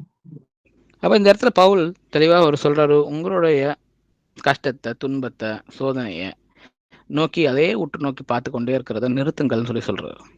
ஏன்னா இது எல்லாமே ஒரு லேசான, ஒரு அதி சீக்கிரத்தில் நீங்க கூடிய ஒரு உபத்திரவம் தான். அவ்வளவுதான் அதுக்கான மதிப்பு அப்படின்றத அவர் சொல்றாரு இல்லைங்களா? ஏன்னா நித்திய கன மகிமையை கம்பேர் பண்ணி பார்க்கும் பொழுது இதெல்லாம் நமக்கு ஒரு லேசான உபத்திரவமா இருக்கு. அது நம்ம எது வேணா இருக்கலாம். ஒவ்வொருத்தருக்கும் ஒவ்வொரு விஷயங்கள் ஒரு பெரிய பாரமா இருக்கலாம் இன்னைக்கு. ஆனா அது எல்லாமே அது இப்போதைக்கு இன்னைக்கு இருக்கிற அதி சீக்கிரத்தில் நீங்க போகிற ஒரு லேசான ஒரு உபத்திரவம். அப்ப மேலும் காணப்படுகிறவைகளால் அல்ல, காணப்படாதவைகளை நோக்கி இருக்கிற நமக்கு அப்படின்னு சொல்லப்பட்டிருக்கு. அப்ப நாம எல்லோருமே நம்ம விருப்பப்படுறதோட விருப்பம் எல்லாமே காணப்படாதவைகளை நோக்கியா தான் இருக்கு அப்படின்னு சொல்லிட்டு வேதாகமம் நமக்கு சொல்லிக் கொடுக்குது. அப்படி நமக்குள்ள இல்ல, நான் இன்னைக்கு எனக்கு உலகத்துல இன்னைக்கு எனக்கு ஏதாவது ஒரு விஷயம் நடக்கணும் அப்படின்றத எதிர்பார்த்து இருக்கிறேன்னா நம்மளே நம்ம நிதானித்து பார்த்து கொள்ளணும். ஏன்னா காணப்படுகிறவைகள் அநித்தியமானவைகள்னு சொல்லி 18ஆம் வசனத்துல சொல்லப்பட்டிருக்கு. அப்ப எதெல்லாம் பார்க்க முடியுதோ எல்லாமே அழிவுக்கு உட்பட்டதா இருக்கு. அதுக்கு எல்லாத்துக்குமே ஒரு எக்ஸ்பைரி டேட் இருக்கு. அதுக்கு மேல அதை வந்துட்டு பயன்படுத்த முடியாது. ஆனா தேவன் நம்ம கிட்ட எதிர்பார்க்கிறது நித்தியமானவைகளை நம்ம நாடணும்னு சொல்லி. அப்ப காணப்படாதவைகளா இருக்கிற விஷயங்கள் தான் நித்தியமானவைகளா இருக்கு அப்படின்னு சொல்லி இந்த வசனம் நமக்கு சொல்லுது. வாசிக்கலாம் ரோமர் 8ஆம் அதிகாரம் 18ஆம் வசனம். ஆதலால் இக்காலத்து பாடுகள் இனி நம்மிடத்தில் வெளிப்படும் மகிமைக்கு ஒப்பிடத்தக்கவைகள் அல்லவென்று எண்ணுகிறேன். ஆமென். அப்ப இந்த வசனத்தை தெளிவா சொல்லப்படுது இல்லைங்களா? இப்ப இருக்கிற பாடுகள் நம்ம இடத்துல வெளிப்பட போற அந்த தேவனுடைய மகிமை, நம்ம தேவனிடத்திற்கு போய் அவர் கூட வந்துட்டு வாசம் செய்ய போகிற அந்த நிலைமையை கம்பேர் பண்ணும் பொழுது இக்காலத்து பாடுகள் ஒப்பிடத்தக்கவைகளே அல்ல. அது வந்து கம்பேரபிளே இல்ல அப்படின்னு சொல்லி சொல்றாங்க. நமக்கு இன்னைக்கு காணக்கூடிய, நம்மளால பார்க்க முடிகிற இந்த பாடுகள் தான் நமக்கு தெரியுது. ஆனா வெளிப்பட போகிற மகிமை நமக்கு இன்னும் தெரியல. ஆனா காணப்படாதவைகளா இருக்கு.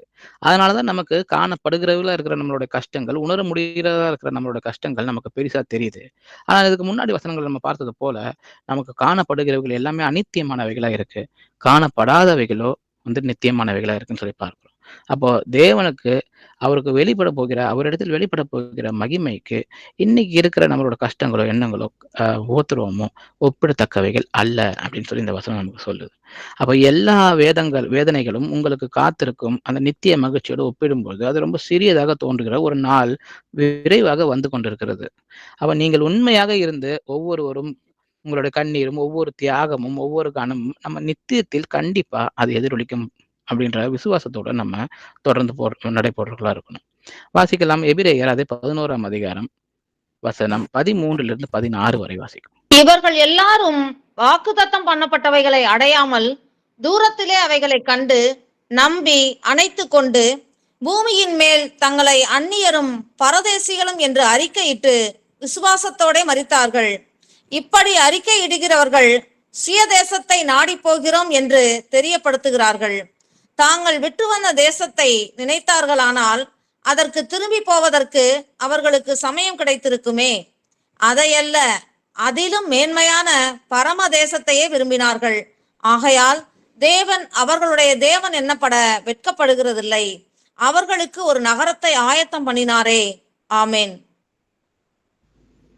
ஆமேன். ஸோ இது அந்த வசனங்கள் நீங்க அந்த எபிரேயர் 11ஆம் அதிகாரம் அந்த 2லிருந்து 12 வரைக்கும் வாசித்து பார்த்தீங்கன்னா, எல்லா தீர்க்கதரிசிகளும் தேவனுடைய பிள்ளைகளுடைய பெயர்கள் பட்டியலிடப்பட்டு, அவங்க எல்லாருமே காணக்கூடாத ஒரு மகிமைக்காக, அன்னைக்கு அத வந்துட்டு பெற்றுக்கொள்ள முடியாத, பார்க்க முடியாத ஒரு விஷயத்துக்காக, அவங்களோட விசுவாசத்தோட இருந்து அவங்க வாழ்ந்தாங்கன்ற அந்த லிஸ்ட் பெருசா போட்டிருக்கும்.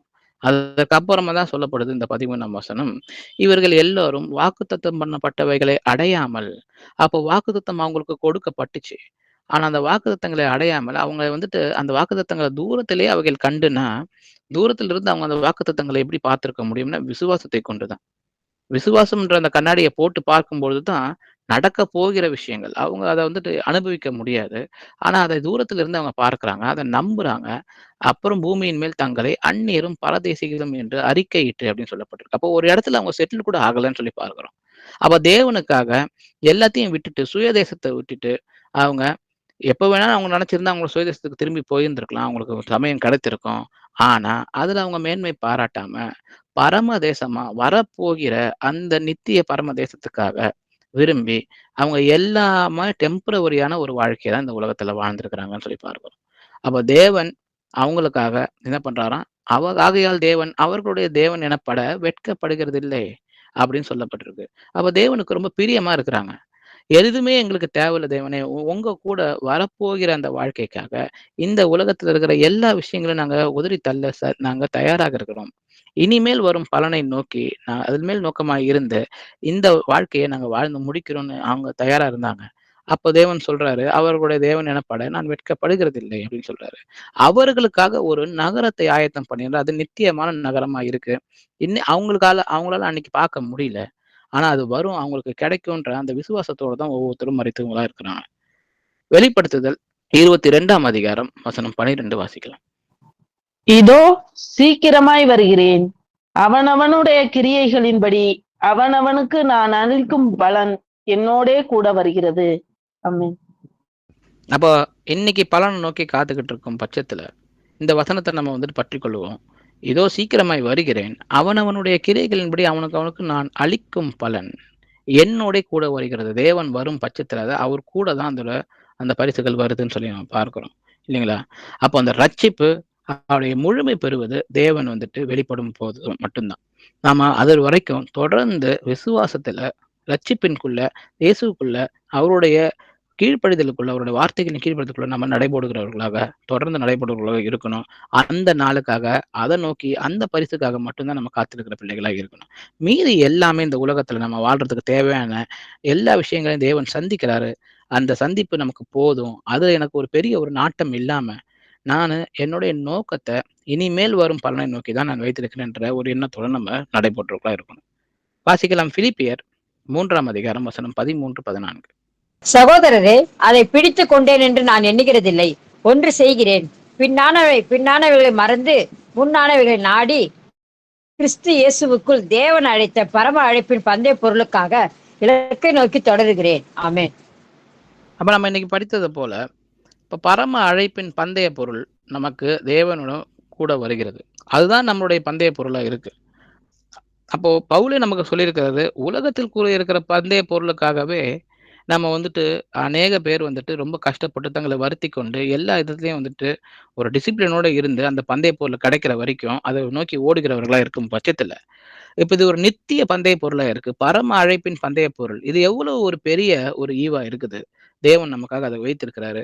அப்ப அதை நோக்கி ஓடுகிற பிள்ளைகள் எவ்வளவு இன்னும் டிசிப்ளினா இருக்கணும், எவ்வளவு இன்னும் ஆர்வமா இருக்கணும், எவ்வளவு தங்களை ஒடுக்கிக் கொண்டு இந்த உலகத்தோடைய தனிப்பட்டு நின்று அந்த அந்த அந்த பந்தய பொருளுக்காக ஓடுகிறவர்களா இருக்கணும் அப்படின்னு சொல்லி அவர் சொல்றாரு.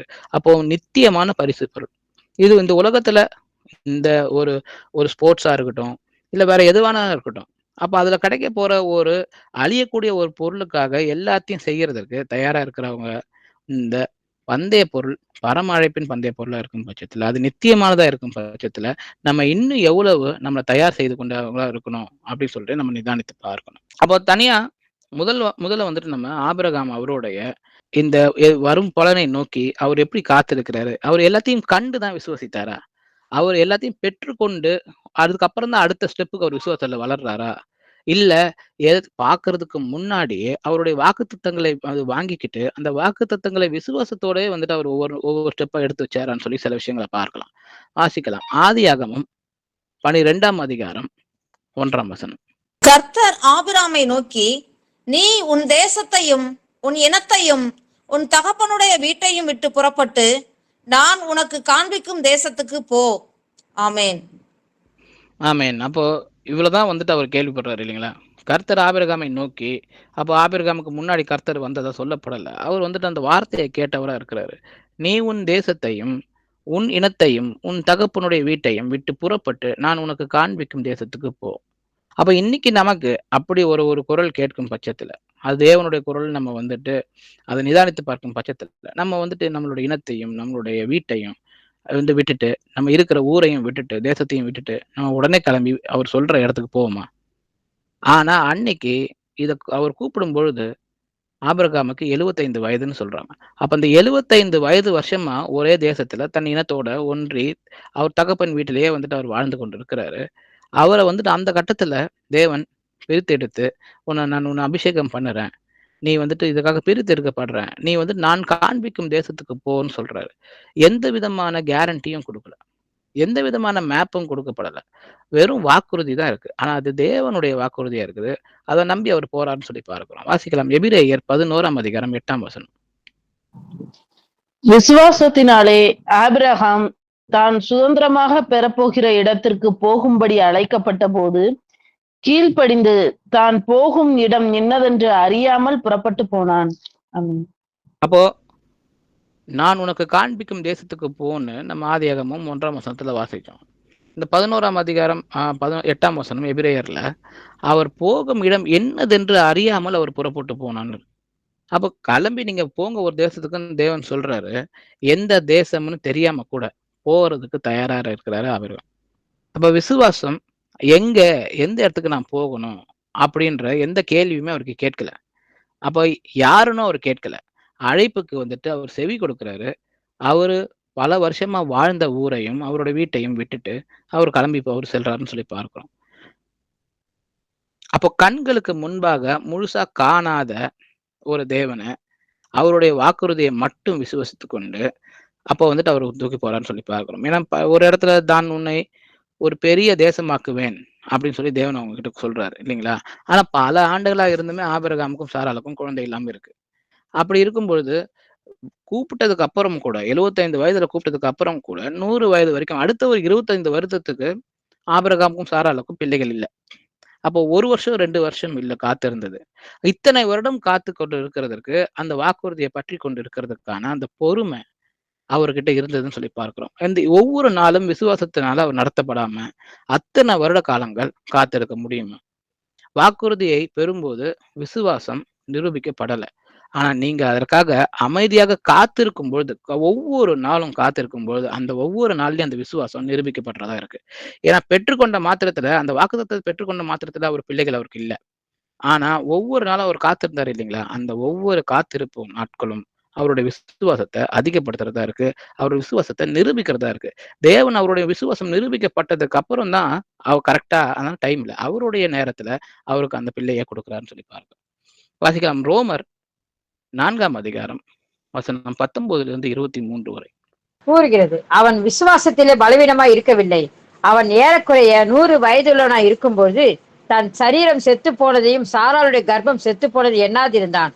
தேவனுடைய வாக்குத்தத்தத்தை குறித்து அவன் அவிசுவாசை சந்தேகப்படாமல் தேவன் வாக்குத்தத்தம் பண்ணினது நிறைவேற்ற வல்லவராய் இருக்கிறார் என்று முழு நிச்சயமாய் நம்பி தேவனை மகிமைப்படுத்தி விசுவாசத்தை வல்லவனானான். ஆகையால் அது அவனுக்கு நீதியாக எண்ணப்பட்டது. அது அவனுக்கு நீதியாக எண்ணப்பட்டது என்பது அவனுக்காக மாத்திரமல்ல, நமக்காகவும் எழுதப்பட்டிருக்கிறது. ஆமென்.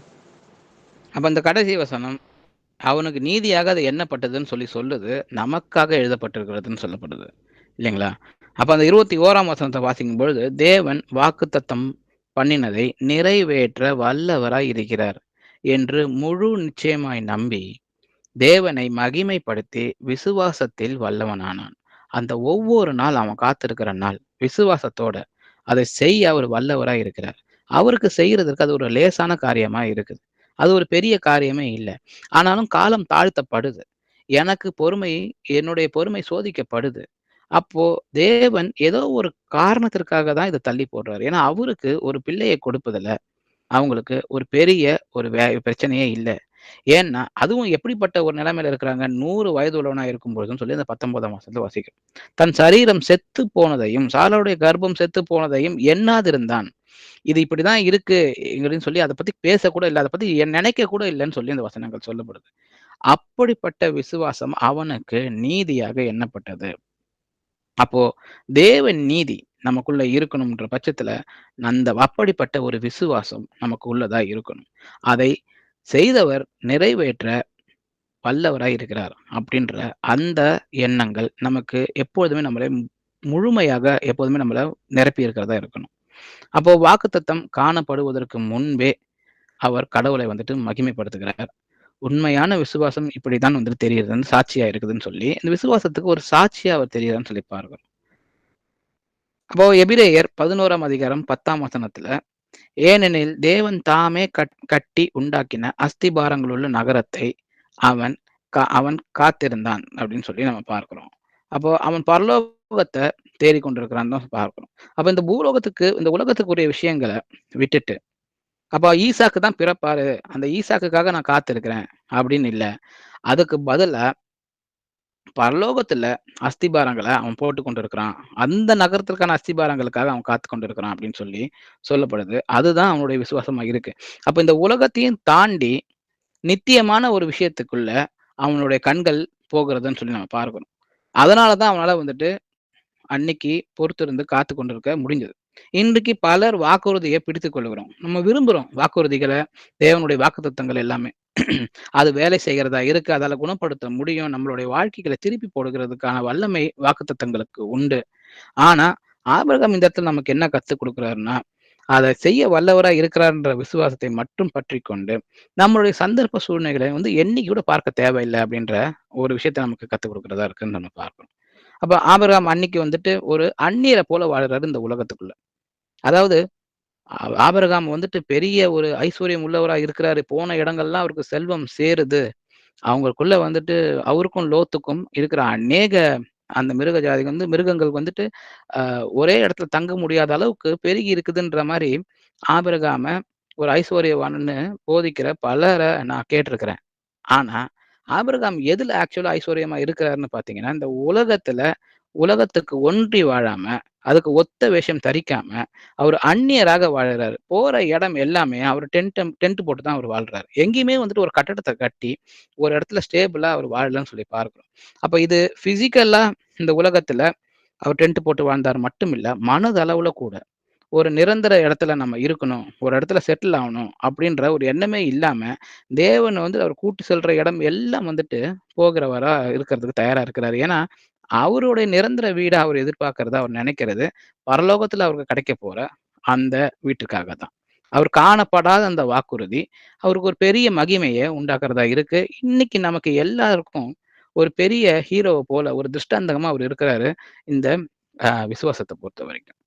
2வது வாசிக்கலாம். ஆம், எபிரேயர் 11ஆம் அதிகாரம் வசனம் 24லிருந்து 27 வரை.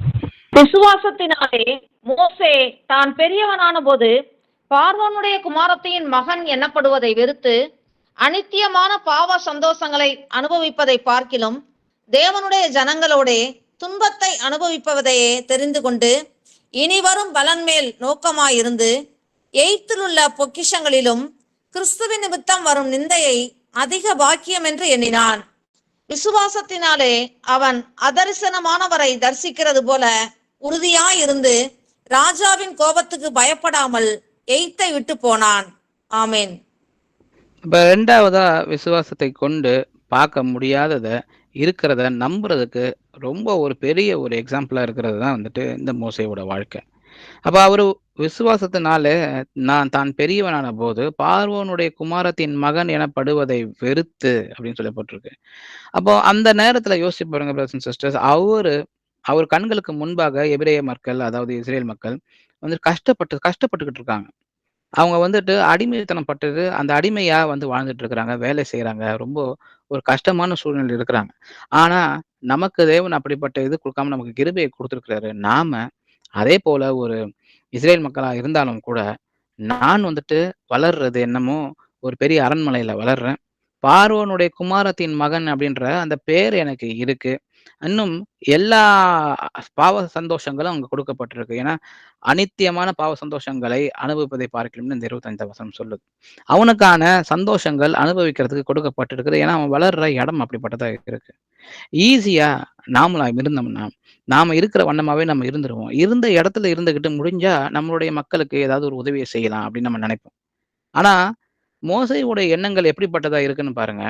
அநித்தியமான பாவ சந்தோஷங்களை அனுபவிப்பதை பார்க்கிலும், தேவனுடைய ஜனங்களோட துன்பத்தை அனுபவிப்பதையே தெரிந்து கொண்டு அவன் செலக்ட் பண்றான்னு சொல்லப்பட்டிருக்கு. அது ஏதோ ஒரு ஆக்சிடென்ட்ட போல நம்ம வந்துட்டு நினைக்க முடியாது. அவன் வந்துட்டு சூஸ் பண்றான். இல்ல, நான் என்னுடைய மக்களோட சேர்ந்து அவங்க கூட நான் துன்பம் அனுபவிக்கிறத நான் தயாரா இருக்கிறேன் அப்படின்ற ஒரு எண்ணம் கொண்டவனா இருக்கிறான். இனி வரும் பலன் மேல் நோக்கமாய் இருந்து, எகிப்தில் உள்ள பொக்கிஷங்களிலும் கிறிஸ்துவ நிமித்தம் வரும் நிந்தையை அதிக பாக்கியம் என்று அவன் எண்ணினான்னு சொல்லி பார்க்கப்படுது. அப்ப இன்னைக்கான டாபிக் கூட இந்த இடத்துல இருந்து தான் வருது இல்லைங்களா? இனி வரும் பலன் மேல் நோக்கமாய் இருந்து, அவன் கையில இன்னைக்கு உலகத்துக்குரிய பலன்கள் இருக்கு. அவைகளை அநித்தியமான அந்த பலனா இருக்கு. அது பாவ சந்தோஷங்கள்ல இருக்கு. அது எனக்கு வேண்டாம்னு அவன் ஒதுக்குறத பார்க்கிறோம். அப்ப அதை ஒதுக்கும் பட்சத்திலேயே அவனுக்கு என்ன ஒரு தெளிவு இருக்குன்னா, இனிமேல் வருகிற பலனை நோக்கி நோக்கமாக இருந்து அந்த பலன்களை அவன் பார்க்க முடியாது. அவனுக்கு வருமானம் அவனுக்கு தெரியாது. நமக்கு தெரியும் மோசேயோட வாழ்க்கை 40, 40, 40ன்னு 3 40 நீங்க நம்மளால பிரிக்க முடியும். அந்த 3 40லயுமே வந்துட்டு அவர் அலைந்து திரிகிறவரா தான் இருக்கிறாரு. எந்த இடத்துலயுமே அவரும் செட்டில் ஆனதா வந்துட்டு எங்கேயுமே இல்ல. எல்லா பொக்கிஷங்களோட வந்துட்டு சந்தோஷங்களை வந்துட்டு அவர் அனுபவித்தார்ன்னு எங்கேயுமே இல்ல. கடைசி வரைக்கும் வந்துட்டு இந்த இதே இஸ்ரேல் மக்கள் யாருக்காக வந்துட்டு துன்பத்தை அனுபவிக்கிறதுக்காக நான் தேர்ந்து கொண்டாரோ, அவங்களால தொடர்ந்து சோதிக்கப்பட்டு, அவங்களால வந்துட்டு நிந்திக்கப்பட்டு தான் வந்து ஒரு வாழ்க்கை இருக்குதுன்னு சொல்லி நம்ம பார்க்கிறோம். ஆனாலும் அவர் எதிர்பார்த்த இனிமேல் வரும் பலன், அது தேவனோட பரலோகத்திற்கால அவர் வரும்பொழுது வருகிற பலனை நோக்கி தான் இருக்குன்னு சொல்லி பார்க்கிறோம். யார் யாருக்கெல்லாம் இந்த உண்மை தெரியுதோ, அந்த உண்மை தெரிந்தவங்க அத்தனை பேரும் இந்த உலகத்துல இருக்கிற எல்லாத்தையும் விட்டுட்டு அதை பிடித்து கொண்டவர்களா இருக்கிறாங்க. இந்த உலகத்துல இருக்கிறது அநித்தியமான பாவ சந்தோஷங்கள்னு சொல்லி அதை வந்துட்டு விட்டு விலகுறவங்களா அதை வெறுத்தான்னு சொல்லி இங்க ஒருத்தர் போடப்பட்டிருக்கு. அப்போ அப்படி பண்ணுகிற பட்சத்துல அதை செய்யறதுக்கு தயாரா இருக்கும்போது அந்த 27ஆம் வசனத்தை வாசிக்கிறோம். விசுவாசத்தினாலே அவன் அதரிசனமானவரை தரிசிக்கிறதை போல உறுதியாய் இருந்து, அப்ப பார்க்க முடியாத தேவனை பார்த்ததை போல கேட்க முடியாத வார்த்தைகளை கேட்டு எனக்கு இனிமேல் ஒரு பலன் வருக போகிறது. அதற்காக நான் காத்திருக்கிறேன், ரெடியா இருக்கிறேன். இங்க இருக்கிற பாவ சந்தோஷங்களை வெறுக்கிறதுக்கு தனியா இருக்கிறேன்னு சொல்லிட்டு அந்த விஷயங்களை அவன் வந்துட்டு உறுதிப்படுத்தி கொண்டு அதை நோக்கி தான் அவன் போறான்னு சொல்லி பார்க்கிறோம். உலகத்துல ஒரு ராஜா இருக்கிறாரு. அந்த ராஜா அவன் உயிருக்கே வந்துட்டு ஆபத்து ஏற்படும். அவருடைய கோபத்துக்கு பயப்படாமல் எகிப்தை விட்டு கிளம்பினான்னு சொல்லி சொல்லப்பட்டிருக்கு. மோசே ரொம்ப ஒரு பெரிய அடுத்த ஒரு எக்ஸாம்பிளா இருக்கிறாரு. அதரிசனமான தேவனை பார்த்ததை போல அவருடைய எண்ணங்கள் இருக்குன்னு சொல்லி பார்க்கிறோம். அதிலே தொடர்ந்து 27ஆம் வசனத்தை நம்ம திரும்பியும் பார்க்கும்போது அதுல சொல்லப்பட்டிருக்கு இல்லைங்களா? அதரிசனமான தேவனை தரிசிக்கிறதை போல உறுதியா இருந்துன்னு சொல்லிட்டு விசுவாசத்தை கொண்டுதான் அவர் எகிப்தை விட்டு கைவிட்டார்னு சொல்லி நம்ம பார்க்கிறோம். ராஜாவின் கோபத்திற்கு அவர் அஞ்சவில்லை. ஏனென்றால் காணாதவரை காண்பது போல அவரை நிலைத்திருந்தார்னு சொல்லி நம்ம பார்க்கிறோம். 3வது எக்ஸாம்பிளா வாசிக்கலாம். சங்கீதம் 105:19. கர்த்தர் சொன்ன வார்த்தை நிறைவேறும் அளவும் அவருடைய வசனம் அவனை புடமிட்டது. ஆமென். அப்ப இது 3வது எக்ஸாம்பிள் பொதுவா வந்து யோசேப்பின் வாழ்க்கையை நம்ம பார்க்கிறோம். யோசேப்பு வந்துட்டு காலம் தாமதமா அவருக்கான பலன் கிடைக்குது. இந்த உலகத்திலயும் கிடைக்குது. ஆனா அது வரைக்கும் எதை நினைத்துக் கொண்டு அவர் வந்துட்டு மனதிடத்தோட இருந்திருப்பாருன்னு சொல்லி பார்க்கிறோம். ஏன்னா அவர் பிறந்ததுலேருந்தே அவர் கேட்காம அவருக்கு ஒரு வரம் இருக்கு. அது வந்துட்டு அவருக்கான அந்த கனவுகள், அந்த கனவுக்கு அர்த்தம் சொல்லுகிற விதமா இருக்கு. அந்த கனவுகள் அர்த்தத்த வந்துட்டு அவர் இன்னசென்ட்டா இருந்த காலத்திலே அவருடைய சகோதரர்களுக்கு அவர் சொல்லும்பொழுது, அதனாலேயே அவர் நிந்திக்கப்படுறாருன்னு சொல்லி நம்ம பார்க்கிறோம். அவருடைய வாழ்க்கையில எல்லாமே தாமதமா இருக்குன்னு சொல்லி நம்ம பார்க்கிறோம். அவர் சிறுவனா இருக்கும்போது அந்த தரிசனத்தை காண்றதும் சரி, அந்த அத போய் அவங்களுடைய சகோதரர்ட்ட சொல்லி அதனால வந்துட்டு அவர் கஷ்டப்படுறதும் சரி.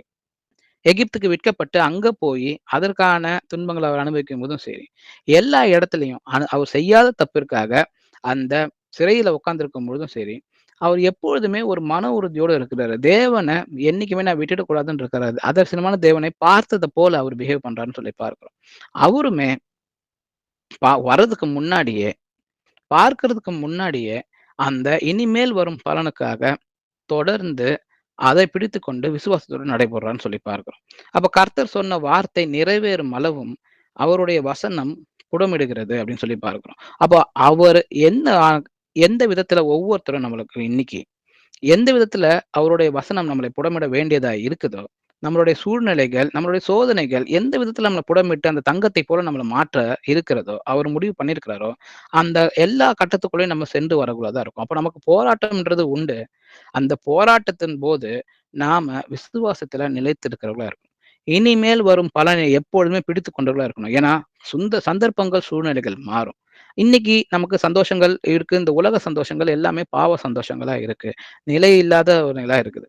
அதை நம்ம பற்றிக் கொண்டு இல்லாம, அதன் மேல நம்மளோட நம்பிக்கைகளை வைக்காம, வரப்போகிற அந்த அநித்தியமான வழிகளை நோக்கி இல்லாம, நித்தியமான அந்த பொக்கிஷங்கள் மேல தான் நம்மளுடைய எண்ணங்கள நம்ம வைக்கிறவர்களா இருக்கணும். விசுவாசத்தின் கொண்டு தான் நம்மளுடைய சிறைச்சாலைகள்ல இருந்து நம்ம விடுதலை பெறுவர்களா இருக்கணும்.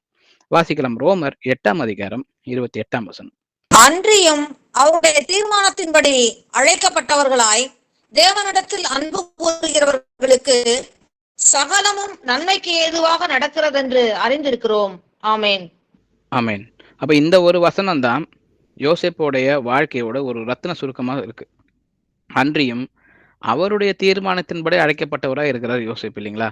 அப்ப தேவனிடத்தில் அன்பு கூறுகிறவர்களுக்கு சகலமும் நன்மைக்கு ஏதுவாக நடக்கிறது என்று அறிந்திருக்கிறோம். அப்ப அவருக்கு இந்த உலகத்திலுமே அவருடைய ஸ்டேட்டஸ் அந்த நாட்டுல இந்த பார்வோன் மன்னனுக்கு அடுத்த நிலையில அவர் இருக்கிற வண்ணமாக அந்த அளவுக்கு அவரை வந்துட்டு உயர்த்தி வைக்கிறத பார்க்கிறோம். அப்போ எல்லாமே அதே இடத்துல அன்பு கூறுகிறவர்களுக்கு சகலமும் நன்மைக்கு ஏதுவாக நடக்கிறது என்று அறிந்திருக்கும். அப்ப இந்த காத்திருக்கிறதற்கான வெகுமதியா இருக்கு. யோசேப்பு தன் சகோதரர்களுக்கு முன்பாக நிற்கும் போது அவர் சொல்றாரு இல்லைங்களா? சகோதரர்கள் அவருக்கு முன்னாடி நிற்கும் போது, அதை நீங்க தீமையா எனக்கு செஞ்சீங்கப்பா. ஆனா கடவுள் அதை நன்மையா மாத்திட்டாரு அப்படின்னு சொல்லி சொல்றாரு. அது ஆதியாகமம் 50ஆம் அதிகாரம் 20ஆம் வசனம் வாசிக்கும். நீங்கள் எனக்கு தீமை செய்ய நினைத்தீர்கள், தேவனோ இப்பொழுது நடந்து வருகிறபடியே வெகு ஜனங்களை உயிரோடே காக்கும்படிக்கு அதை நன்மையாக முடிய பண்ணினார். ஆமென். ஆமென். அப்போ யோசேப்பு இதைத்தான் வந்துட்டு அவங்களுக்கு முன்னாடி சொல்றாருன்னு சொல்லி பார்க்கிறோம். அவர் விசுவாசத்தின் அந்த மொழியில அவர் பேசுறாரு. அவரு தேவனை அந்த இடத்துல பற்றி கொண்டிருக்கிறாரு. அதற்கான பலனை அனுபவித்த பிறகு அதை வந்துட்டு அவங்க கிட்ட எடுத்து கூறுகிற வண்ணமாக அவர் சொல்றாருன்னு சொல்லி நம்ம பார்க்கிறோம். அடுத்தது நம்ம பவுல் வந்துட்டு ஒரு பெரிய உதாரணமா இருக்கிறாரு. அவரு எல்லாத்தையும் இந்த உலகத்துல இருக்கிற எல்லா கிரீடத்தையும் அவருக்கு எதெல்லாம் பெரிதா இருக்குதோ அது எல்லாத்தையும் விட்டுட்டு அவருடைய ஆஸ்தி, அவருடைய கல்வி எதெல்லாம் வந்துட்டு உலகத்துல தேடி தேடி ஓடி போய் படிச்சாரோ, எதெல்லாம் வந்துட்டு அவர் பெற்றுக்கொண்டாரோ, பிறப்பாலேயே வந்துட்டு அவர் ஒரு ரோம சிட்டிசனா இருக்கிறாரு. எல்லாத்தையும் வந்துட்டு தனக்கு நஷ்டம் என்று எண்ணிக்கிட்டு தேவனுக்கான விஷயங்களை மட்டுமே அவர் தேர்ந்தெடுத்துக்கிட்டாருன்னு சொல்லி பார்க்கிறோம். அவருமே இந்த உலகத்துக்கான பலன் மேல் நோக்கமா இல்லாம இனிமேல் வரும் நோக்கத்தின் மேல் பலனாக இருக்கிறார்னு சொல்லி நம்ம பார்க்கிறோம். வாசிக்கலாம். பிலிப்பியர் 3ஆம் அதிகாரம் வசனங்கள் 7, 8. ஆகிலும் எனக்கு லாபமாய் இருந்தவைகள் எவைகளோ அவைகளை கிறிஸ்துவுக்காக நஷ்டம் என்று எண்ணினேன். அது மாத்திரமல்ல, என் கர்த்தராகிய கிறிஸ்து இயேசுவை அறிகிற அறிவின் மேன்மைக்காக எல்லாவற்றையும் நஷ்டம் என்று எண்ணிக்கொண்டிருக்கிறேன். ஆமென். அப்ப எல்லாமே கர்த்தராகிய இயேசு கிறிஸ்துவை அறிகிற அறிவின் மேன்மைக்காக எல்லாவற்றையும் நஷ்டம்னு எதெல்லாம் அந்த உலகத்துல அதுக்கு முன்னாடி சேர்ந்தாரோ அந்த உண்மை தெரிகிற வரைக்கும் தான் அவர் பின்னாடி போனாரு. அந்த உண்மை தெரிஞ்சதுக்கு அப்புறம் அவர் எதெல்லாம் லாபமா இருந்தாரோ அது எல்லாத்தையும் கிறிஸ்துவுக்கு முன்பாக அது நஷ்டமாக கருதுகிறேன். இனிமே கிறிஸ்துவை அறிகிற அறிவுல வளர்றதும் உண்மையான சத்தியத்தை தெரிந்து கொள்றதும் அதன்படி நான் நடக்கிறதும் தான்ப்பா எனக்கு இந்த உலகத்துல தேவை அப்படின்ற ஒரு முழுமையான எண்ணம் கொண்டவரா அவர் தொடர்ந்து நடக்கிறாருன்னு சொல்லி பார்க்கிறோம். வாசிக்கலாம். 2 கொரிந்தியர் 4ஆம் அதிகாரம் வசனம் 8, 9. நாங்கள் எப்பக்கத்திலும் நெருக்கப்பட்டும் ஒடுங்கி போகிறதில்லை, கலக்கம் அடைந்தும் மனமுறிவடைகிறதில்லை, துன்பப்படுத்தப்பட்டும் கைவிடப்படுகிறதில்லை, கீழே தள்ளப்பட்டும் மடிந்து போகிறதில்லை. ஆமேன். அப்போ எப்படி அவரால இந்த மாதிரி வந்துட்டு ஒரு விஷயங்களை பேச முடியுது? ஆனா ஏன்னா அவருடைய கண்கள் பரலோகத்தை நோக்கினதா இருக்குன்னு சொல்லி பார்க்கிறோம். இல்லைன்னா இந்த உலகத்துல இவ்வளவு தைரியமா அப்போ எந்த பக்கத்துல இருந்து நெருக்கம் வரும்பொழுதும், ஒடுங்கி போகும்பொழுதும், கலக்கம் அடையும் பொழுதும், மனம் முறிவடைதோட வந்து ஹார்ட் பிரேக்கிங்கா இருக்கு. கஷ்டங்கள் இருக்கு, துன்பங்கள் இருக்கு, கைவிடப்படுறாரு, கீழே தள்ளப்பட போறது. அப்படி இவ்வளவும் இருந்தும் கூட நாங்க வந்துட்டு எதுக்குமே கவலைப்படுறது இல்லை அப்படின்னு சொல்றாரு. இது எதுவுமே எங்களை எதுவுமே செய்யறது இல்லைன்னு சொல்றாரு. எல்லா பக்கத்துலயும் இந்த பிரச்சனை வந்தாலும் எங்களை எதுவுமே செய்ய முடியலன்னு சொல்றாரு. ஏன்னா இந்த உபத்திரவம்லாம் ரொம்ப லேசான உபத்திரவம்னு சொல்லி அவர் நினைக்கிறாரு. இந்த உபத்திரவம் அதி சீக்கிரம் நீங்க கூடியதா இருக்குது. இதெல்லாம் வந்துட்டு அநித்தியமா இருக்குன்னு சொல்லின்றத அவர் முழுமையா புரிந்து கொண்ட தோட்டு தான் இது எல்லாத்தையுமே கடந்து போக முடிஞ்சது. அப்போ இன்னைக்கும் கூட ஒரு பக்கம் நமக்கு தேவையான விஷயங்கள நோக்கி நம்ம நிறைய சேர்த்து வைக்கிறதுக்கு முயற்சி செய்திருக்கிறோம் ஒரு காலகட்டம் வரைக்கும்.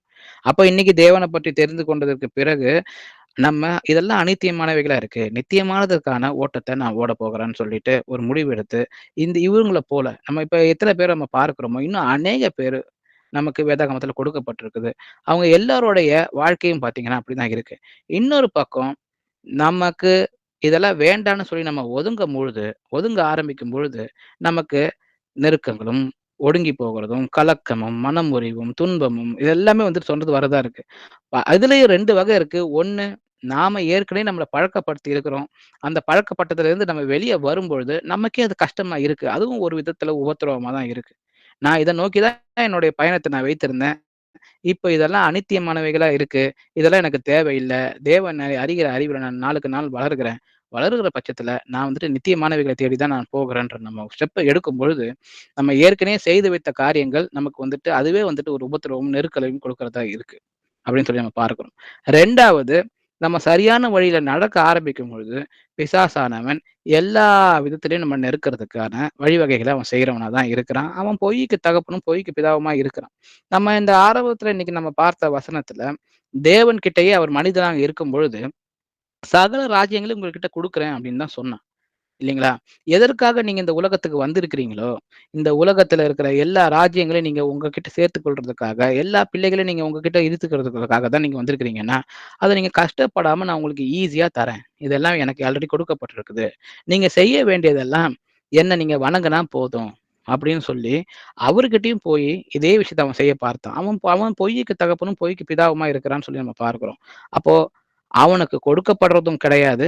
அவன் வந்துட்டு இன்னொருத்தருக்கு கொடுக்கிறதும் கிடையாது. இது எதுக்குமே வந்துட்டு அவனுக்கு எந்த விதமான அதிகாரமும் அவனுக்கு கிடையாது. தேவன் ஒருவருக்கே இந்த உலகத்துல இருக்கிற எல்லா சிருஷ்டிகளும் அவருக்கு அவரோட அதிகாரத்துக்கு உட்பட்டவர்களா தான் இருக்கிறோம்.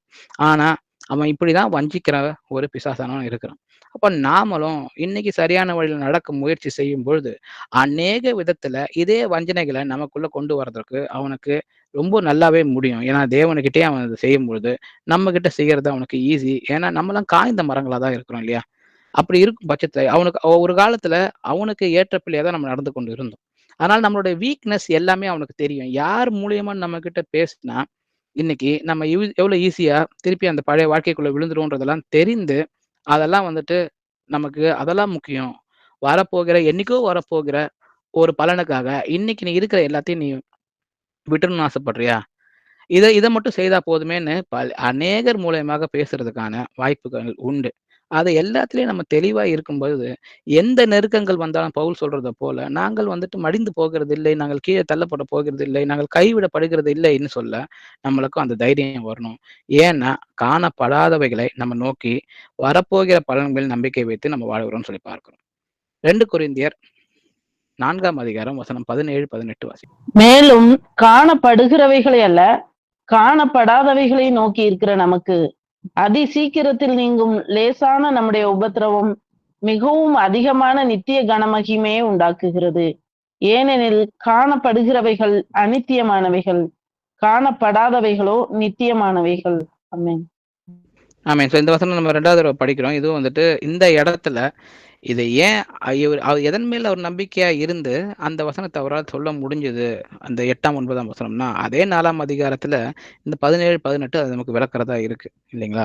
அவர் ஏன் அவ்வளவு தைரியமா அவரால் இருக்க முடியுதுன்னா அவரு காணப்படாதவைகளை நோக்கி அவர் இருக்கிறாருன்னு சொல்லி நம்ம பார்க்கிறோம். அப்போ காணப்படுகிறவைகள் அநித்தியமானவைகள், காணப்படாதவைகளும் நித்தியமானவைகள்ன்ற அந்த உண்மையை புரிந்து கொண்டவரா இருக்கிறாரு. அப்ப இந்த யோசேப்புக்கும் சரி, மோசேவுக்கும் சரி, அவங்க இருந்த ஆபிரகாமுக்கும் சரி, அவங்க இருந்த காலகட்டத்த பாருங்க. பல 1000 வருஷத்துக்கு டிஃபரன்ஸ் இருக்கு அவங்களுக்குள்ள. பவுல் இருக்கிற காலகட்டத்துக்கும் சரி. அப்ப இவ்ளோ பல 1000 வருஷத்துக்கான டிஃபரன்ஸ் இருக்கும் போதும், அந்த உண்மை அதே தான் இருக்கு. அந்த அதே சத்தியத்த தெரிந்தவங்களா இருக்கிறாங்க. அவங்களுக்கு சொல்லப்பட்டிருக்கிற சத்தியம், இந்த உண்மையான சத்தியம். அந்த சத்தியத்த அவங்க பிடித்துக் கொண்டு இருக்கும் பொழுது, எந்த காலகட்டத்திலும் எவ்வளவு அட்வான்ஸ்டா எல்லாமே மாறினாலும் கூட, அந்த சத்தியம் உண்மையா இருக்கு. அந்த சத்தியத்த பிடித்துக் கொண்டிருக்கும் பொழுது, எல்லாமே அவங்களுக்கு சரியா இருக்குன்னு சொல்லி பார்க்கிறோம். அதே போல தான் இன்னைக்கும் பவுல் இருந்ததிலிருந்தே ஒரு 2000 வருஷம் கிட்டத்தட்ட ஆயிடுச்சு நம்ம இருக்கிற காலகட்டத்துல. இன்னைக்கும் அதே சத்தியம் தான். இன்னைக்கும் நேற்றும் இன்றும் என்றும் மாறாத தேவனா இருக்கிறாரு. அப்போ நாமளும் கூட தொடர்ந்து அவர் வழியில நடக்கும் பொழுது, தொடர்ந்து இனிமேல் வரும் பலனை நோக்கி நம்ம காத்திருக்கும் பொழுது, நமக்கும் இதே போல எந்த போராட்டத்தையும் என்னால போராட முடியும். எந்த ஓட்டத்தையும் என்னால ஓட முடியும். விசுவாசத்த நான் காத்துக்கொள்ள முடியும். ஜீவ கிரீடத்திற்காக நான் காத்துக்கிட்டு இருக்க முடியும். என்னால காத்திருக்கிறது எனக்கு பிரச்சனை இல்ல. ஏன்னா, வாக்குத்தத்தம் செய்தவர் உண்மை உள்ளவரா இருக்கிறார். அவர எப்பொழுதுமே நான் பற்றிக் கொள்ள முடியும். அப்படின்ற ஒரு நிச்சயத்தோட நம்மளால நடந்து கொள்ள முடியும். வாசிக்கலாம் 2 தீமோத்தேயு 4ஆம் அதிகாரம் வசனம் 7, 8. நல்ல போராட்டத்தை போராடினேன், ஓட்டத்தை முடித்தேன், விசுவாசத்தை காத்துக்கொண்டேன். இது முதல் நீதியின் கிரீடம் எனக்காக வைக்கப்பட்டிருக்கிறது. நீதியுள்ள நியாயாதிபதி ஆகிய கர்த்தர் அந்நாளில் அதை எனக்கு தந்தருள்வார். எனக்கு மாத்திரமல்ல, அவர் பிரசன்னமாகுதலை விரும்பும் யாவருக்கும் அதை தந்தருள்வார். ஆமென். அப்போ எனக்கு மாத்திரமல்ல, அவர் பிரசன்னமாகுதலை விரும்பும் யாவருக்கும் அதை தந்தருளுவார். எதை தந்தருளுவார்? நீதியின் கிரீடம் வைக்கப்பட்டிருக்கிறது. நம்ம எல்லோருக்காகவும் அப்படிப்பட்ட ஒரு கிரீடம் வைக்கப்பட்டிருக்கிறது. நீதியுள்ள நியாயாதிபதியாகிய கர்த்தர் அந்நாளிலே அதை எனக்கு தந்தருளுவார். அவர் வருகிற நாளிலே. அப்ப இதுக்கு முன்பாக நம்ம பார்த்தோம், நன்மைக்கும் தீமைக்கும் நம்ம செய்கிற எல்லா காரியத்திற்குமான பலன் அவரோடு கூட வருகிறதுன்னு சொல்லி நம்ம பார்த்தோம் இல்லைங்களா? அப்போ அவருக்காக காத்திருக்கிற வரைக்கும் நம்ம சரியான ஒரு எண்ணத்தோட, சத்தியத்தோட நம்ம இருக்கும் பொழுது, நம்மளாலேயும் நம்ம பவுல போல சொல்ல முடியும். நல்ல போராட்டத்தை போராடினேன். அவர் கடைசி காலகட்டத்தில இத சொல்றாரு. நம்ம நல்ல போராட்டத்தை போராடிக் கொண்டே இருக்கிறோம். ஓட்டத்த நம்ம ஓடிக்கொண்டே இருக்கிறோம். அவர நோக்கி பார்த்து விசுவாசத்தோட தொடர்ந்து நடக்கிறவர்களா இருக்கணும். தொடர்ந்து அநேக வசனங்கள் இருக்கு. இது பவுலுக்கு அதுக்கப்புறம் வந்துட்டு இயேசு கிறிஸ்துவ பத்தி பார்க்கிற வசனங்கள் இருக்கு. அவரு எப்படி இந்த உலகத்துல மனிதனா தோன்றின பொழுது, அவரு தமக்கு முன்பாக வைக்கப்பட்ட அ மகிழ்ச்சிக்காக, அதாவது பின்னாடி நடக்கப் போகிற, அது அவருடைய செய்கையால மீட்கப்பட போகிற அநேக மக்களுடைய அவங்கள பார்த்து, அவருக்கு முன்னாடி வைத்துக் கொண்டிருந்த அந்த சிலுவைகளை அவர் எப்படி சகித்தார்ன்றதுக்கான விஷயங்கள் இருக்கு. அதேபோல விசுவாசத்துல மரித்த இன்னும் அநேகரை குறித்து அந்த எபிரேயர் 11ஆம் அதிகாரம் முழுசா நம்ம வாசிக்கும் பொழுது, அவங்க எப்படிப்பட்ட ஒரு சகிப்புத்தன்மையோட இருந்தாங்க, எப்படிப்பட்ட ஒரு பயபக்தியோட அவங்க வாழ்க்கைய நடந்தாங்க அப்படின்ற விஷயங்கள் இருக்கு. அதேபோல தேவன் நமக்கு இந்த விஷயத்த ரொம்ப ரத்தின சுருக்கமா உவமைகள் மூலியமாக நம்மகிட்ட பேசியிருக்கிறாரு. அதெல்லாம் நம்மளால பார்க்க முடியும். அந்த எல்லாத்தையும் சேர்த்து நம்ம வரும் வாரங்கள்ல அவருக்கு சித்தமா இருக்கும்போது நம்ம அத பார்க்கலாம். இன்னைக்கு இதோட நம்ம இந்த பைபிள் ஸ்டடிய முடிச்சுக்கலாம். ஒரு பிரேயரோட கூட இன்னைக்கு பைபிள் ஸ்டடிய முடிச்சுக்கலாம். எங்கள் அப்பா பிதாவே, எங்கள் அன்பான தேவனே, உமக்கு கோடான கோடி ஸ்தோத்திரமும் நன்றியும் செலுத்துகிறோம் அப்பா. அப்பா நீர் நல்லவர், வல்லவர், கிருபை உள்ளவர் அப்பா. இரக்கமும் சாந்தமும் மிகுந்த பொறுமையும் உள்ள தேவனா இருக்கிறீங்கப்பா. அதற்காக உமக்கு நன்றி. அப்பா இன்னைக்கு அநேக மக்களை நீர் இந்த வசனங்களை கேட்க இன்னைக்கு நீர் ஆயத்தப்படுத்தியிருக்கிறீரப்பா. அதற்காக நன்றி. அவர்கள் எல்லோரையும் இயேசு கிறிஸ்துவின் நாமத்தினால நான் ஆசீர்வதிக்கிறேன். இங்க வந்திருக்கிறவங்க எல்லாரும் இன்னைக்கு உம்முடைய வசனங்களை கேட்டிருக்கிறாங்க. அப்பா ஒரு புதை பொருளை போல ஏசப்பா ஒரு பொக்கிஷங்கள் எங்களுக்காக காண முடியாத இந்த உலகத்துல இருக்குதப்பா. நாங்க எல்லாருமே காண முடிகிற எல்லாத்தையும் பார்க்க முடியிற உலகத்துல, நாங்கள் தொட்டும், பார்த்தும், உணர்ந்தும், அளந்தும் பார்த்து தான் ஒவ்வொரு விஷயத்தையும் நாங்க நாங்க எடுத்துக்கொள்ளுகிற பிள்ளைகளாக இருக்கிறோம். அதற்கு மாறாக காணக்கூடாத உலகத்துல நீர் வாசம் செய்கிறீங்க. அதேபோல எங்களுக்கான வாசஸ்தலங்கள நீங்க அங்க தான் ஆயத்தம் செய்றீங்கன்னு சொல்லியிருக்கிறீங்கப்பா. உங்களுடைய வாக்குத்தத்தங்கள் அநேகம் எங்களுக்கு உண்டு. அத நாங்கள் அனுதினம் படிக்கிறோம். அதுல நாங்கள் மகிழ்ச்சியுறோம் அப்பா. உங்கள் வாக்குத்தத்தங்களை நாங்க ஒருத்தருக்கு ஒருத்தர் பரிமாறிக்கொள்ளுறோம். அத நாங்க எப்போதுமே திடமா பற்றிக் கொண்டிருக்கிறோம். அதோட மட்டும் இல்லாம ஏசப்பா, அதன் வாக்குத்தத்தம் செய்த தேவன் நீர் உண்மை உள்ளவராய் இருக்கிறீர்ன்றத ஒவ்வொரு நாளும் நாங்கள் உணர்ந்த பிள்ளைகளாக இருக்கணும்ன்ற எங்களுக்கு நீங்க எங்களுக்கு காண்பிச்சு கொடுங்க ஏசப்பா. அத நாங்க புரிந்து கொண்டு உண்மையா இருக்கிறீங்கன்ற பட்சத்துல எங்களுடைய சந்தர்ப்பங்களும், சூழ்நிலைகளும் எங்களுக்கு எப்பொழுதுமே பெரிதாக தோன்றாதபடி, அதை எப்போதுமே நாங்கள் ஆண்டு கொள்ளும் வண்ணமாக ஏசப்பா, உமது வசனங்களை கொண்டு, உம்முடைய வாக்குத்தத்தங்களை கொண்டு அதில் உறுதியாக இருக்கும் பட்சத்துல வரப்போகிற பலன்களை நோக்கி எப்பொழுதுமே நாங்க காத்திருக்கிற பிள்ளைகளாக, ஓடுற பிள்ளைகளாக இருக்கணும். இந்த உலகத்துல இருக்கிற அனைத்துமே அநித்தியமானவைகளா இருக்கு. காணக்கூடியவைகள் எல்லாமேத்துக்கும் ஒரு எக்ஸ்பைரி டேட் இருக்கு. அத நீர் எங்களுக்கு இன்னைக்கு புரிய வச்சிருக்கிறீங்கப்பா. எப்பொழுதுமே அதை சார்ந்தோ, இல்ல அதை சேர்த்துக் கொண்டோ, இல்ல அதற்காக ஓடுகிற ஓட்டமா இல்லாமல், அதற்கு மாறாக ஏசப்பா வரப்போகிற நன்மைகளை குறித்து ஒரு நல்ல போராட்டத்தை போராடினேன், ஒரு நல்ல ஓட்டத்தை ஓடினேன்னு இங்க இருக்கிற ஒவ்வொரு சகோதர, சகோதரியும் சொல்ல முடிகிற வண்ணத்துல ஏசப்பா நாங்க சரியான ஒரு வாழ்க்கைய வாழறதுக்கு எங்களுக்கு நீங்க உதவி செய்யுங்க. ஒரு நல்ல போராட்டத்தை போராடுறதுக்கு உதவி செய்யுங்க. நீங்க செய்வதற்காக நன்றி. இயேசு கிறிஸ்துவின் மகா பரிசுத்த நாமத்தின் ஜெபத்தை ஏறெடுக்கிறேன். இதை அங்கீகரித்தலும் ஏற்றுக்கொள்ளும் சாமி. ஆமென். Praise Lord sister.